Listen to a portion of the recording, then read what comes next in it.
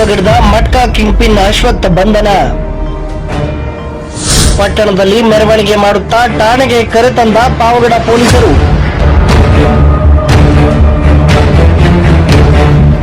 ಅಲ್ಲಿ ಹಲವು ವರ್ಷಗಳಿಂದ ಮಟ್ಕಾ ಜಾಲವನ್ನ ಹರಡಿಕೊಂಡು ಬಂದಿದ್ದ ಮಟ್ಕಾ ಕಿಂಗ್ ಪಿನ್ ಅಶ್ವಥ್ ಕೊನೆಗೂ ಪೊಲೀಸರು ನಡೆಸಿದ ದಾಳಿಯಲ್ಲಿ ಸಿಕ್ಕಿಬಿದ್ದಿದ್ದಾನೆ. ಮಂಗಳವಾರ ಬೆಳಗ್ಗೆ ಅಶ್ವತ್ಥನ ಮನೆ ಮೇಲೆ ಪೊಲೀಸರು ನಡೆಸಿದ ದಾಳಿಯಲ್ಲಿ 3,600 ರೂಪಾಯಿ ನಗದು ಹಾಗೂ ಮಟ್ಕಾ ನೋಟ್ಸ್ ಗಳನ್ನ ಪೊಲೀಸರು ವಶಪಡಿಸಿಕೊಂಡಿದ್ದಾರೆ. ದಾಳಿಯ ಸಂದರ್ಭದಲ್ಲಿ ಶಿಲ್ಪಾ ಎಂಬ ಮಹಿಳೆಯನ್ನು ಸಹ ಬಂಧಿಸಲಾಗಿದೆ.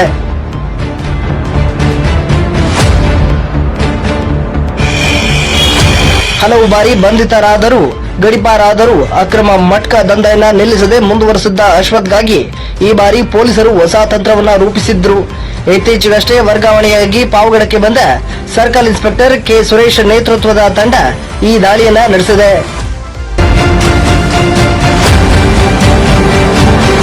ಮೊಬೈಲ್ ಮೂಲಕವೇ ಮಟ್ಕಾ ಜಾಲವನ್ನ ನಡೆಸುತ್ತಿದ್ದ ಅಶ್ವಥ್ ಪೊಲೀಸರಿಗೆ ಚಳ್ಳೆಹಣ್ಣು ತಿನ್ನಿಸುತ್ತಿದ್ದ ಎಂಬ ಸಾರ್ವಜನಿಕ ಆರೋಪಕ್ಕೆ ಇದೀಗ ಉತ್ತರ ಸಿಕ್ಕಂತಾಗಿದೆ.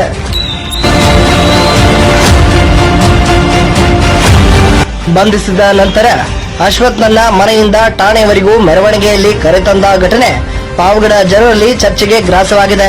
ಮಟ್ಕಾ ಜಾಲ ಈಗ ನಿಲ್ಲುತ್ತದೆಯೋ ಅಥವಾ ಬಿಡುಗಡೆಯಾದ ಬಳಿಕ ಮತ್ತೆ ಪ್ರಾರಂಭವಾಗುತ್ತದೆಯೋ ಎಂಬ ಚಿಂತೆಯಲ್ಲಿ ಪಾವಗಡದ ಜನರಿದ್ದು, ಸಾರ್ವಜನಿಕರ ಬೇಡಿಕೆ ಮಾತ್ರ ಒಂದೇ, ಈ ದಾಳಿ ಒಂದು ದಿನದ ಪುರುಷಾರ್ಥಕ್ಕೆ ಆಗದೆ ಮುಂದುವರೆದು ಮಟ್ಕಾ ದಂಧೆಗೆ ಸಂಪೂರ್ಣ ತೆರೆ ಬೀಳಲಿ ಎನ್ನುವುದೇ.